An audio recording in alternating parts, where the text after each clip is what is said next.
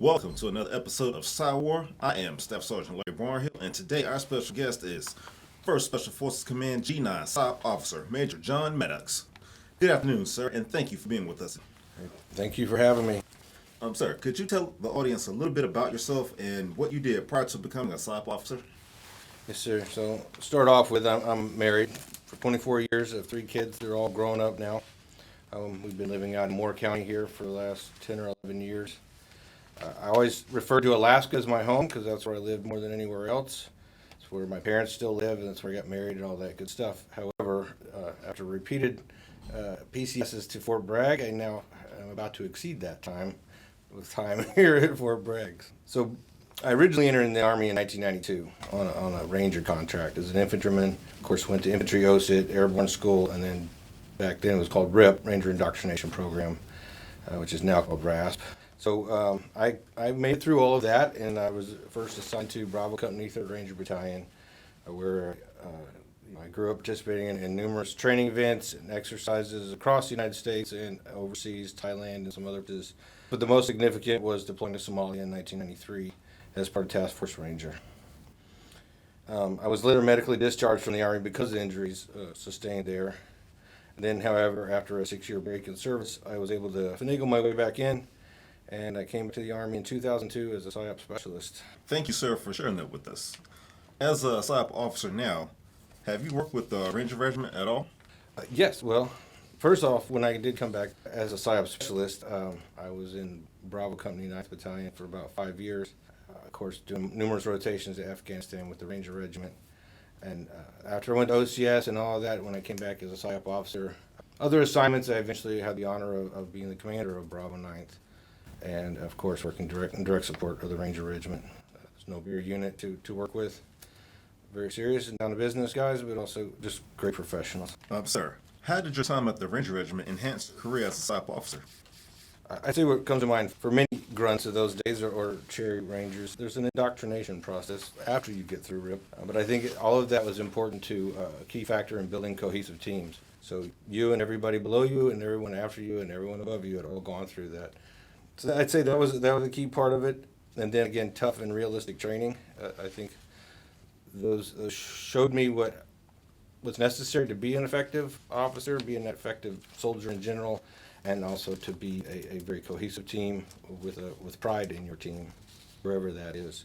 The next thing was everyone wanted to be there. Everyone had volunteered to be there. Everyone had gone through a selection process. And then they set goals along the way. With the advent of POAS here in PSYOP, I think we're seeing the results of a similar process here, especially selected individuals who volunteered, wanted to come to PSYOP, made it through that fairly rigorous process to get here.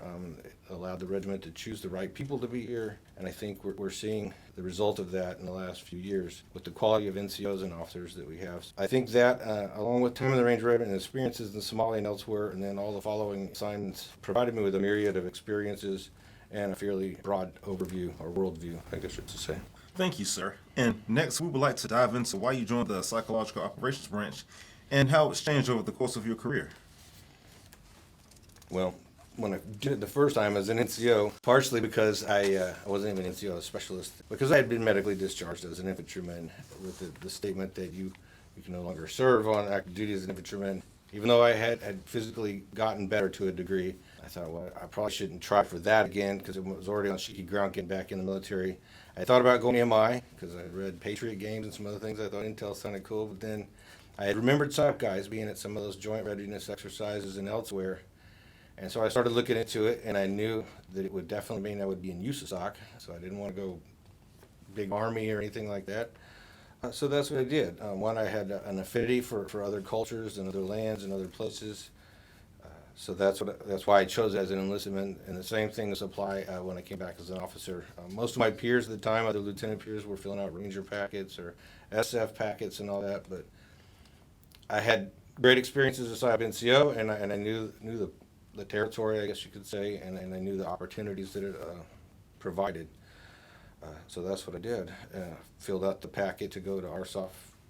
Back then it was just a board, and then I found out later after I was accepted they had instituted this new thing called PSYOP Assessment and Selection, which I was unaware of. one of the earlier pilot courses of it, so I did have to go through selection. Prior to that, I had to go to a captain's career course inbound. Most of us in that POAS class were assigned here, so we always wondered what would happen if we weren't selected. We were on PCS orders too, brag.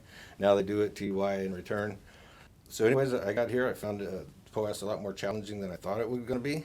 Anyways, coming back, I went through the PSYOP course, and I got French as a language. And I thought I always wanted to go back to 9th Battalion right away, but I went to 8th Battalion, which I'm thoroughly thankful for and happy for, because I'd never experienced that regional aspect of it.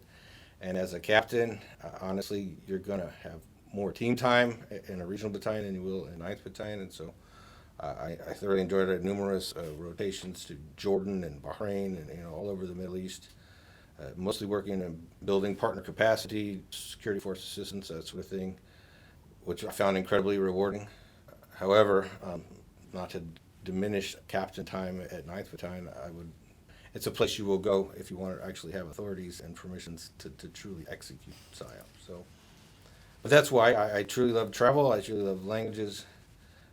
I'm not good at languages, but I truly enjoy the concept, and then just meeting people But it was a really rewarding time. I spent a few years there, detachment command, OPSO, and at one point was actually battalion S4 because we didn't have 37s doing that at the time. Sir, with you having a unique perspective being an NCO and officer in the PSYOP regiment, a lot of people are thinking of joining PSYOP, but never quite getting around to putting in their packets. Would you say in your experience it was worth it in the end? Absolutely, especially if you're not to disparage conventional units and things out there. Your opportunities and your world will open up for you. Your freedom of movement, your freedom to lead, to do is unlike anywhere else you'll be. You might be the senior PSYOPer on the ground, briefing general officers or ambassadors. As a captain, you're going to be leading small teams in some foreign country. You're going to get to work with numerous RSOF tribes. It'll renew your love of the Army if you're getting to that point where you're starting to think about not doing it anymore, or you're tired. You come here, and I think you'll truly enjoy it, and you'll be rewarded for that. So. Sir, you mentioned earlier you have a wife and 3 children. Does joining PSYOP affect your family life much? I would say yes and no. We deployed every 6 months. I spent a lot of time away. It's changed somewhat now. Not that the command didn't have an emphasis on families, just the missions out there were so many. I mean, honestly, when you're back, you get to spend plenty of time with your family. You'll be in training or schools, but you still have plenty of time.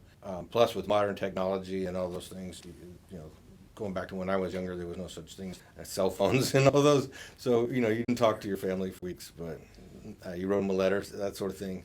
Nowadays, if you're wanting to, you can talk to your family every single day, and it makes it a lot easier. Not to say you'll have all the time in the world, because people come to PSYOP also because they want to deploy, and so there's a give and take. So, having served in Mogadishu during the infamous Black Hawk Down situation, is that why you were at Fort Benning this past weekend? Yes, in this past weekend I was at Fort Benning, Georgia. It was the 28-year anniversary, which 28 years is not so much significant, but what was happening mainly was they were awarding 18 upgrades to the Silver Star. So 18 people from Bravo Company, 3rd Battalion, 3rd Battalion, 75th Ranger Regiment, and the headquarters received Silver Stars. That's in addition to the ones who have already been awarded Silver Stars previously. So, and what's significant about that, besides being a lot of Silver Stars, is that's for one 24-hour period. So it was a great honor. The Ranger Regiment, 3rd Ranger Battalion, Fort Benning, and the Maneuver Center of Excellence kind of hosted a multi-day event down at Fort Benning. Starting with just a social and things of that nature, getting to see people I hadn't seen in 26 years. So that was interesting. Others I had seen over the years, either from reunions or just because SOF is a small world, and through deployments you run into people in the most random places. So many I had seen many times over the years. But the main event was that award ceremony hosted by the SOCOM Commander General Clark and the Regimental Commander of the 75th Ranger Regiment. Awarding those. Many were posthumous, unfortunately. The awards received by the Gold Star families, which was an incredibly moving event. Bravo Company 3rd Ranger Battalion performed a capabilities exercise supported by the 160th.